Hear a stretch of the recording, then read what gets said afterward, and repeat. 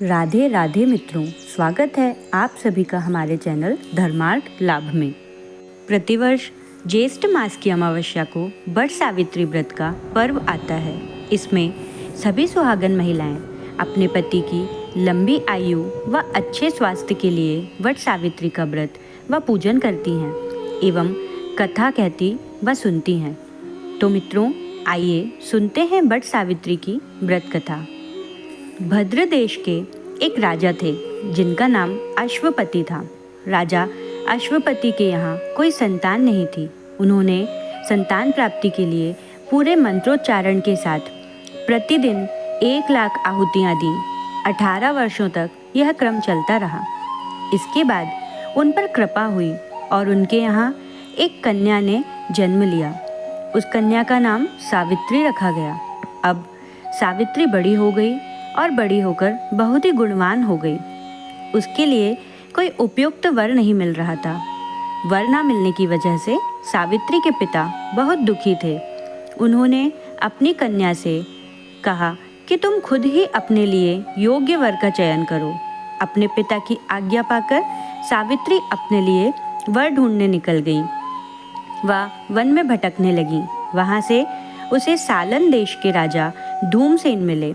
क्योंकि उनका राज्य किसी ने छीन लिया था, इसलिए वे वन में रह रहे थे। उनके पुत्र सत्यवान को देखकर सावित्री ने पति के रूप में उसका वरण कर लिया। इसके पश्चात सावित्री घर लौट आई। सावित्री जब घर पहुंची तो उसने अपने पिता के साथ नारद ऋषि को देखा। पिता के पूछने पर उसने बताया कि सालन देश के राजकुमार सत्यवान को उसने अपना पति स्वीकार कर लिया है। जब नारद जी ने ये बात सुनी तो उन्होंने कहा कि हे राजन, सत्यवान धर्मात्मा हैं, गुणवान हैं, परंतु उनकी आयु बहुत कम है। वे अल्प आयु हैं। 1 वर्ष बाद ही उनकी मृत्यु हो जाएगी। ऋषिराज नारद जी की बात सुनकर राजा अश्वपति चिंता में डूब गए। उन्होंने सावित्री से कहा कि सत्यवान अल्पायु है, तुम्हें किसी और को अपना जीवन साथी बनाना चाहिए।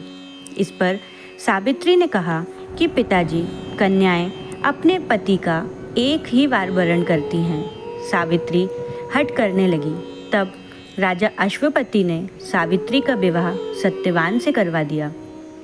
सावित्री अपने ससुराल पहुंचते ही अपने सास ससुर की सेवा करने लगी।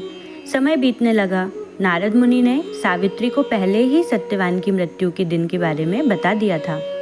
वह दिन जैसे जैसे करीब आता, सावित्री अधीर होने लगी। सावित्री ने 3 दिन पहले से ही उपवास रखने शुरू कर दिए। प्रतिदिन की तरह उस दिन भी सत्यवान लकड़ी काटने जंगल चले गए। साथ में सावित्री भी गई। जंगल में लकड़ी काटने के लिए सत्यवान पेड़ पर चढ़ गए। तभी उनके सिर में तेज दर्द होने लगा। दर्द से व्याकुल होने के कारण सत्यवान पेड़ के नीचे आ गए। सत्यवान के सिर को अपनी गोद में रखकर सावित्री सत्यवान का सिर सहलाने लगी। तभी वहाँ यमराज आते दिखे। यमराज अपने साथ सत्यवान को ले जाने लगे। सावित्री भी उनके पीछे पीछे चल पड़ी। यमराज ने सावित्री को समझाने की कोशिश की, यही विधि का विधान है, किंतु सावित्री नहीं मानी और यमराज के पीछे पीछे चलती रही। सत्यवान को ले जाने नहीं दूंगी। सावित्री की निष्ठा और पति परायणता को देखकर यमराज ने सावित्री से कहा, देवी, तुम धन्य हो, तुम हमसे कोई भी वरदान मांग लो। तब सावित्री ने कहा, मेरे सास ससुर वनवासी व अंधे हैं, आप उन्हें नेत्र ज्योति प्रदान करें। यमराज ने कहा, ठीक है, ऐसा ही होगा, जाओ अब लौट जाओ। लेकिन सावित्री फिर भी पीछे पीछे चलती रही।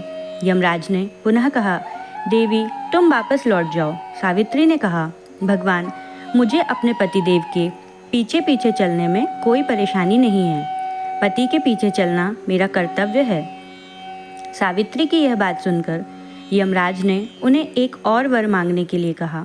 सावित्री बोली, मेरे ससुर जी का राज्य छिन गया है, आप पुनः वापस दिला दें। सावित्री को यमराज ने यह वरदान भी दे दिया और कहा, अब तुम यहाँ से लौट जाओ। लेकिन सावित्री पीछे पीछे चलती रही।